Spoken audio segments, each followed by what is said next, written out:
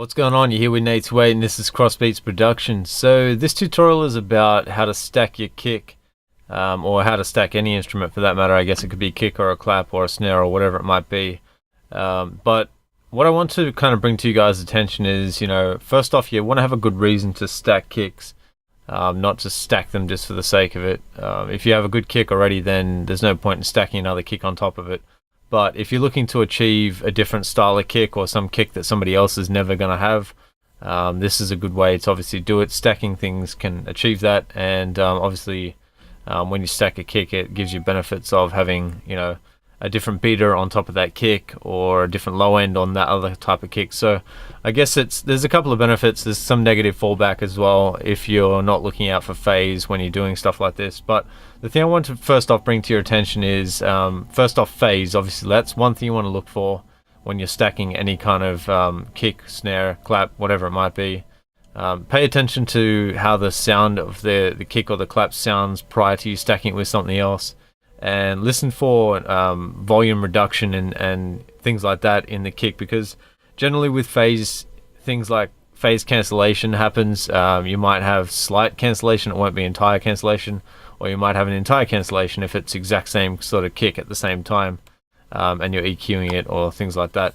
But what I want to show you is how you can set up basically a stacking kick scenario, and the things you can do as well to avoid phase cancellation. For example, setting up the timing of the start of the kick to a different timing of the other kick and things like that. So first off, what I'll do is play this little kick clap thing I've got going on, and I'll show you what that sounds like with the original kick that I've got, and then I've set the timing a bit different, and you guys can have a listen to that and see if you can pick any differences between the two, because I don't want to bring it to your attention at the start. I just want to show you and play it to you first. So let me just play this quick solo thing to you, and we'll go through that, and I'll explain a few things to you as well. So let me play this right now.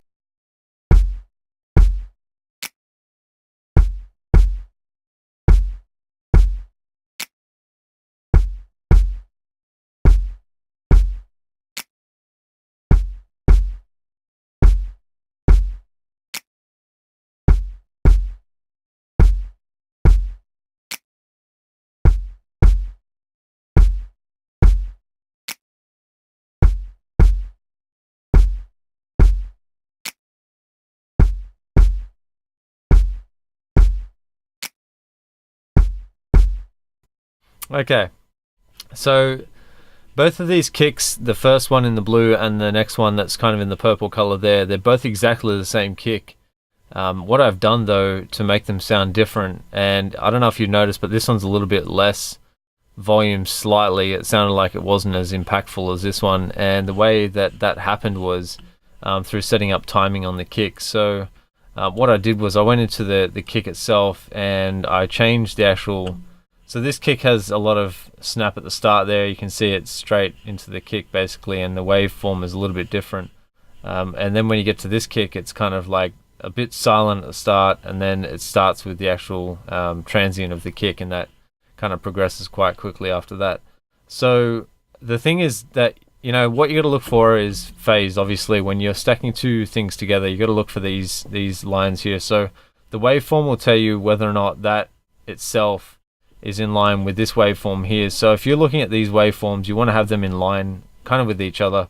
Doesn't have to be perfect, but at least somewhat in line, so that they're not opposite directions. So if you've got one going up and then one other kick or snare or whatever, say for example it's a snare or a kick, say the other one's going up and then one's going down like this, you're going to have an issue with phase cancellation, and that's kind of what you want to look out for. And I'll just show you what I'm talking about in a visual sense. I'll zoom in here and we'll see if we can get this lined up. So what I was referring to there with the phase is, you can see here it's up here, but this is down here. So that's going to create some sort of phase cancellation. Whether or not it's entire cancellation, that's another thing altogether. Obviously if it was, you wouldn't hear any kick at all, and these aren't two of the same instrument, but there is some sort of cancellation occurring with this. So that's one thing you want to look out for when you're stacking anything together. First off, pay attention to that. The other thing is, when you're looking at EQ and you're EQing a kick or a snare or whatever it is that you're EQing, There's a couple of different styles of EQs. So there's linear phase, there's minimal phase, all those types of things. So on EQing, you got to really be careful as well, because when you start to EQ, what I did here is I actually got the kick on one of them. I EQ'd most of the low end out, so that had just the beater at the top. So I'll just play that to you. Okay, and then the other kick that I've got is got most of the low end and some of the beater added to it. But when you combine them together, you get obviously both of the best of the two together. So the thing though with EQ is sometimes EQ can cause phase cancellation as well, just by EQing it, especially when you're using a high pass filter or a low pass filter.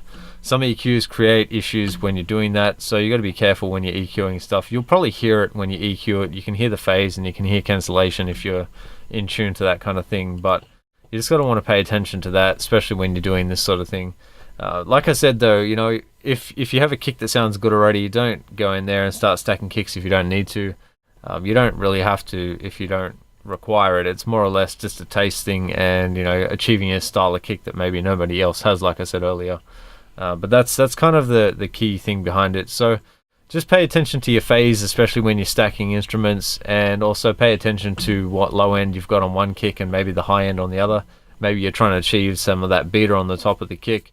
There are other plugins that you can buy. I think one of them is called Kick or something, Kick 2 or whatever it's called, and you can actually change beaters and change the sound of the top end of the kick, and you can change the low end, you can put them in key, all sorts of stuff like that. The other thing as well, if you notice here, the length of this kick, so say how long the transient lasts, or basically the transient's here, and then how long the sustain is, I mean, there's a lot different sort of sustain to this and the transient on this one compared to this one. So you know, that's one thing. You might be benefiting a length of a kick, but you might not want that in the song itself. You might not want a long transient, a long sustain on the kick. You might want to shorten that up. The cool thing with Studio One though is with Studio One, you can basically say, for example, I wanted to change how the sustain and the transient worked on this kick. Well, I could use a plugin to do it, but the other thing is I could use this time slow down thing here and basically half time this pattern. Just go in here and half time it. So we'll get it down to half there, and I'll just show you. So that's shortened it down a bit. I mean, it's not the full length of this one, but you could shorten it down. Then you could just cut it, obviously cut it there, and then drop your kick along in line with the rest of them if you want to have sort of a similar kind of transient. I mean, it's up to you how you want the song to sound. It's not my song you're listening to. It's obviously your track that you're going to be working on, but that's just a way of working around it. If you want to do that, that's one kind of feature that you could use. So bit of a shorter sustain on that kick. Other way you could do it is drop it into the sampler and then obviously reduce transients and things like that, or use a transient plugin. But yeah, so I just wanted to show you that. It's a quick tutorial, not too in depth really there, but I just wanted to give you a quick example of how to stack kicks and how to understand them. There's obviously ways to EQ things, like I said earlier. That was a method I used here. If I just took that EQ off, you would definitely hear a lot different kick there, so I'll just play that with the EQ off. So it sounds pretty good, that kick, and then I put an EQ just like I had it before. So I got rid of some of that low end, and then I added the low end from this kick. So just different sound, doesn't have to be fancy, but anyway, that's a quick way to do it. I just wanted to show you this on a tutorial, and I hope you guys enjoyed that, and peace.